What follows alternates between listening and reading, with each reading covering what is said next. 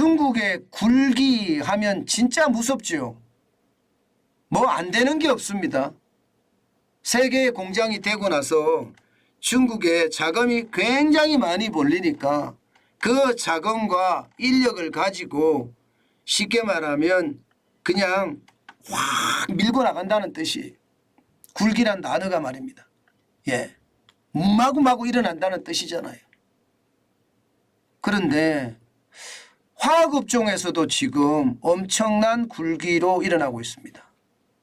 야, 이것을 보니까 우리 화학업체들 괜찮을까 이런 이야기를 합니다. 당장 여러분 한번 보실래요? 석유화학사업 영업이익 현황입니다. 2022년 4분기 기준이에요.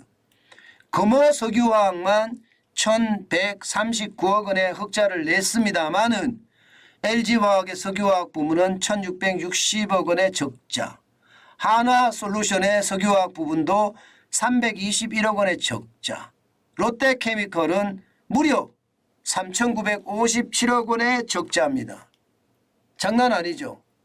왜 이렇게 적자가 많이 날까요? 적자가 많이 나는 것은요, 뭐 간단합니다. 수요는 줄어들고 공급은 넘쳐나고, 수요는 줄어들고 공급이 넘쳐나면 이것은 가격이 터무니없이 내려갈 거 아니에요. 그렇게 실제로 터무니없이 내려가고 있습니다. 왜 이렇게 내려갈까요?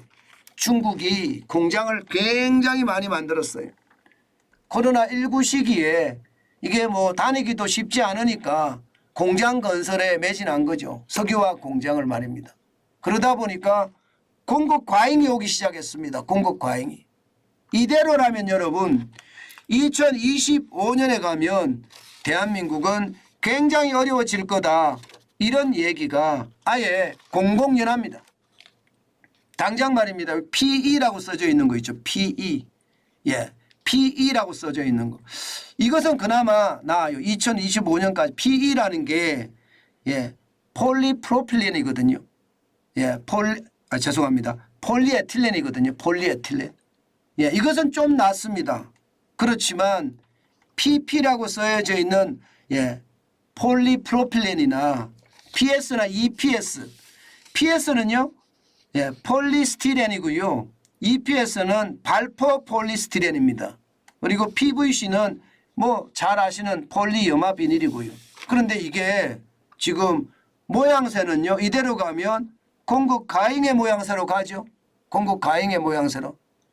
2020년까지만 하더라도 그나마 100이 안 넘었다. 100에 약간 넘었다는 게 예, 폴리염화 비닐은 넘었지만 나머지는 안 넘었다 했는데 지금 이대로면 폴리에틸렌도 그렇고요. 폴리프로필렌도 그렇고요. 전부 다 100을 넘어서 갑니다. 그럼 우리 괜찮겠습니까? 폴리에틸렌을 빼놓고는요. 굉장히 어려워진다는 게 지금 시장의 이야기예요. 오죽했으면 LG화학이 말입니다. 석유화학 공장을 팔려고 내놨을 거예요. 저는 이것을 말입니다. 혹시 중국 업체가 살까 겁납니다. LG 입장에서는 팔아야 되겠지만 이것을 중국 업체가 만약에 사들인다면 더 큰 충격이 저는 올 수도 있다고 생각합니다. 이렇게 되니까 구조조정은 지금 정신없어요. LG화학만 하더라도 지금은요. 석유화학은 안 되겠다.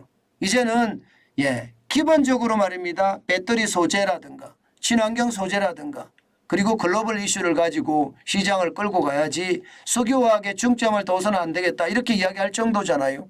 그죠? 그 정도로 말입니다. 변하고 있습니다. 롯데케미칼은요.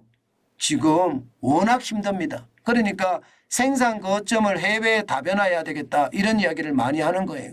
게다가 롯데케미칼은 이게 캐시카우였거든요. 쉽게 말하면 돈 버는 회사였습니다. 이게 돈을 못 벌어요.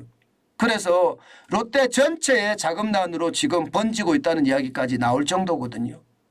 예, 그만큼 말입니다. 뭐 작년 4분기만 하더라도 3,900억 적어도 4천억 원이 넘는 4분기에만 4천억이 넘는 적자가 났으니까 그럴 수밖에 없겠죠. 하나솔루션도 마찬가지예요. 지금 하나솔루션은 여러분 생각나는 게 석유화학에 대한 생각보다는 태양광에 대한 생각이 더 많죠. 아마 그러실 거예요. 태양광에 대한 생각. 그만큼 말입니다. 신재생 에너지 쪽으로 중심을 이동시키고 있으니까요. 예, 다행히 금호 석유화학만 지금은요 고부가 가치 쪽으로 돌리겠다 이렇게 이야기합니다. 금유 석유화학. 나머지는 지금 그만큼 말입니다. 상황이 급박하게 돌아간다. 제가 말씀을 드렸다시피 저는 이 부분이 그냥 단순하게 놓고 봐서는 안 될 것 같아요. 저는 정부가 이 부분에 대해서 지독하게 쳐다봐야 된다고 생각합니다. 결국 중국 때문에 우리가 다 망할 수 있거든요. 중국이 그렇게 망하게 만들고 있었으니까요. 지금 모든 분야가 그렇잖아요. 디스플레이만 하더라도 지금은 작은 텔레비전은요 전부 다 중국 거예요. 이거 제발 정부가 경쟁력을 갖출 수 있게끔 중국은 뒤에서 다 밀어주거든요. 세제 혜택, 전기 공짜, 물 공짜, 사람만 고용해주면 임금만 고용해주면 그만큼 정부가 지원하잖아요. 우리도 해야 됩니다. WTO가 겁난다고요? 세계무역기구가 겁나죠. 그러나 아무리 겁나도요. 이게 중국이 저렇게까지 해버리면 중국은 WTO가 뭐고 그들 뜻도 안 보잖아요. 그런 상황이라면 여러분 우리도 이게 경쟁력을 갖춰가기 위해서 굉장히 저는 많이 노력해야 된다고 생각합니다. 지금 여러분 공장 굴뚝에 연기가 사라졌다는 이야기까지 나옵니다. 벌써. LG화학의 여수산단에 가면요. NCC라고 하죠. 나프타 분해설비. 이 나프타라는 게 석유화학의 쌀이라고 이야기하잖아요. 이 나프타가 다 들어가야 되거든요. 그런데 이게 재가동에 안 들어간대요. 재가동에. 얼마나 지금 상황이 심각한지 여러분 지금 느껴지시죠? 우리 경제 전체적으로 말입니다.